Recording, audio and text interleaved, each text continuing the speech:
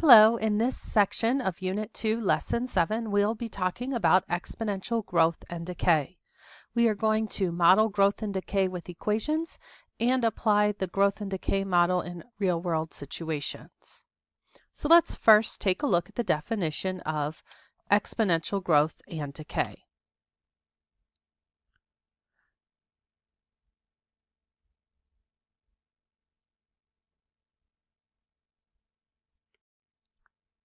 The model for growth and decay follows our exponential formula of y equals a times b to the x power. When we talk about exponential growth and decay, those letters take on new definitions. So, looking at our table here, our a is always going to be the initial amount, which means the amount you start with. B is going to be our growth decay factor, so it's either going to be growth or decay. And X is going to be the time. Y is our ending amount. What we know is that when I have a B that is greater than 1, then my function will be a growth function. It will get bigger and bigger and bigger exponentially, and B is called the growth factor. In order to have decay, my B value needs to be between 0 and 1. So it is a decimal or fraction that's value is between 0 and 1. And this function is called a decay function. So B is the decay factor. Let's take a moment just to look at a few examples and identify the initial amount, the growth decay factor, and if it's growth or decay. So looking at our first example, g of x equals 0.01 times 0.9 to the x power. So we know by definition that the first number is our a value. The number that is raised to the power is our b value. And our exponent is our time. So let's take a look. What is the initial amount? The initial amount is the a value. So in this function, our initial amount is 0.01. And then we have to identify the growth or decay factor. The growth or decay factor is the number that is raised to the power. So in this case, it is 0.9. And then we have to determine if this factor makes this growth or decay. So is 0.9 bigger than 1, or is it between 0 and 1? Well, 0.9 is between 0 and 1, so we can say that this function is a decay factor. Let's take a look at another example. So our second example, y equals 14 times 2 to the x power. We have to look at our a value, which is the number in front, and our b value, which is the number raised to the power. So our initial amount is 14. Our growth decay factor is 2. And then we have to decide if it's growth or decay. It's bigger than 1, so therefore this is going to be growth.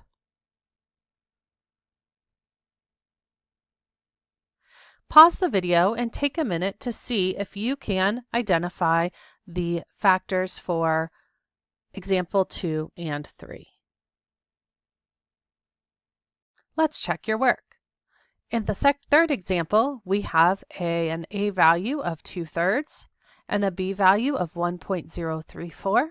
1.034 is bigger than 1, so it is a growth function. In the fourth example, we have an initial value of 68, and we have a growth decay factor of 1/2. 1/2 is between 0 and 1, so that is a decay function. Now let's take a look at a few examples that include some words. The number of students enrolled at Ohio State in 2018 is 61,170 students. The average growth rate for student population is 2.2%. So what is the initial amount? Well, in this case, our initial amount is the 61,170. So 61,170. And what is our rate? Our rate is 2.2%. And it says that it's a growth rate. So we need this rate to be bigger than 1. If I write 2.2% in a decimal, I have to move this decimal point over 2 places to the left. Now I know that 0.022 is not bigger than 1. So how do I account for the growth? I account for the growth by making this 100% plus the 2.2%. So this is really 102.2%. And so our growth factor is 1.022. And we know that it's growth because it tells us right there in the problem. Let's look at another example.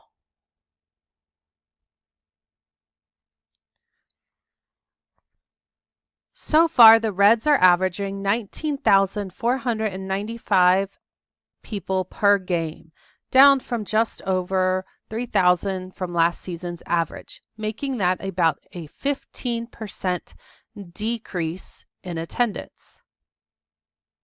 So what is our initial value? Well, our initial value is the value of last year. So it is the 19,495 plus 3,000. So 22,495 people. And what is our growth or decay factor? Well, our growth factor, we said in the previous example, starts at 100%. And in this case, we are losing 15%. So minus 15%. So our decay factor is 0.85%. And we know that this is decay because the attendance is down just over 3,000 from last season. So if something is going down, it is decaying.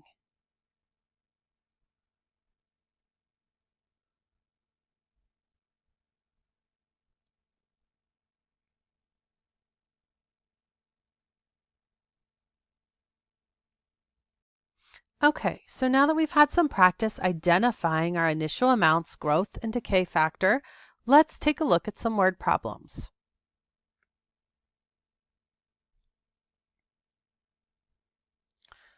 The first one, in the NCAA March Madness basketball tournament, there are 64 teams. In each round, half of the teams are eliminated. How many teams are left after 3 rounds? So our growth and decay formula states that we have y equals a times bx. A is our initial amount. So in this case, A is our initial amount of teams. There are 64 teams. And B is our growth or decay rate. And in this case, teams are being eliminated. So we are going to have a decay. So we are expecting that number to be between 0 and 1. And if half the teams are being eliminated, our decay rate is 1/2. And X is going to be our time. So how many iterations of this process are we doing? And we are looking for 3 rounds.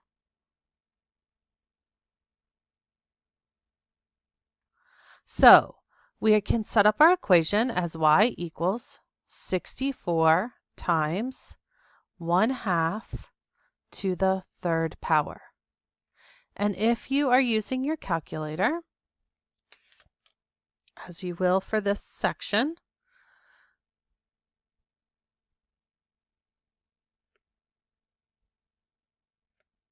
we can say that we have 1 divided by 2, or 1/2, to the 3rd power, because we always have to do our exponents first, and then we're going to multiply by 64 to give us 8.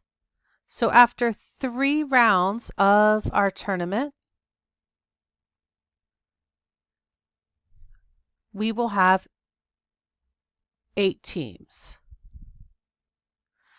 And the basketball tournament calls this the Elite 8.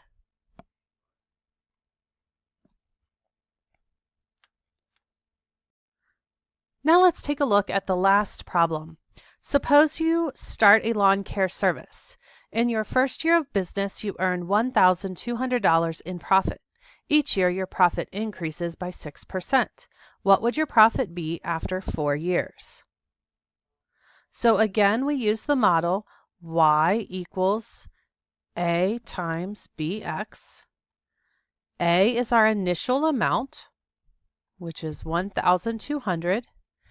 B is our growth, which is 6%. And if I write that in a decimal, I get 0.06. But we know that 0.06 represents decay. So in order for this to be growth, we want to multiply it times 106%, or 1.06, as our growth. And our time is 4 years. So we are going to set this up as y equals 1,200 times 1.06 to the 4th power. And we can pull up our calculator and do 1.06 to the 4th power, and then multiply that by our initial amount. And so after 4 years, our profit will be $1,514.97.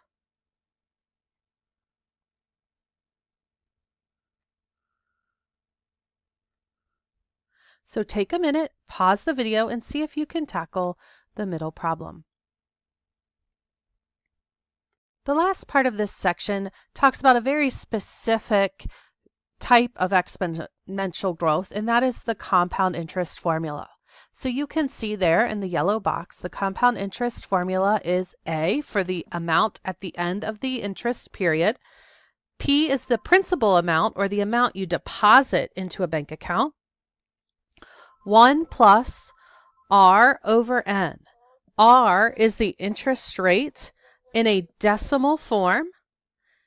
N is the number of times the interest is compounded per year, and T is time in years. So it's very important that we make sure that we are writing our interest rate in decimal form and in years.